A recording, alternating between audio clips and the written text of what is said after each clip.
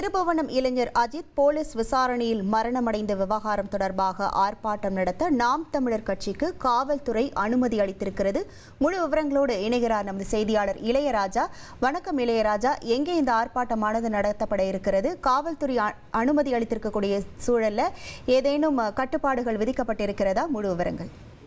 கண்டிப்பாக மடப்புறத்தை சேர்ந்த அஜித் குமார் காவல்துறை விசாரணைக்கு அழைத்துச் செல்லப்பட்டு அடித்துக் கொள்ளப்பட்ட சம்பவம் பல்வேறு களத்திலும் தமிழகங்களையும் பரபரப்பு ஏற்படுத்தி இதற்கு பல்வேறு கட்சிகள் கண்டன ஆர்ப்பாட்டத்தை தொடர்ந்து நடத்திக்கிட்டு இருந்தாங்க. இந்நிலையில தான் கடந்த 3ஆம் தேதி நாம் தமிழர் கட்சி சார்பாக திருப்போணம் சந்தை திட்டத்தில் ஒரு கண்டன ஆர்ப்பாட்டத்தை நடத்தினாங்க. ஆனால் அந்த நாம் தமிழர் கட்சியோட சீமான் பங்கு பெறல.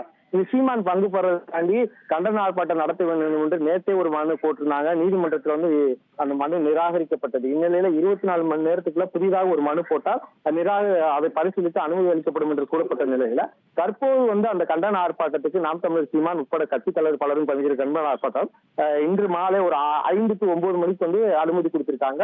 இந்த ஆர்ப்பாட்டத்துல பல விதிமுறைகள் விதிக்கப்பட்டது. மேடையில் நாகரிகமாக பேச வேண்டும், மீறி பேசினால் காவல்துறை தரப்பில் வழக்கு போடப்படும் என்று காவல்துறை தரப்பில் தெரிவிக்கப்பட்டுள்ளது.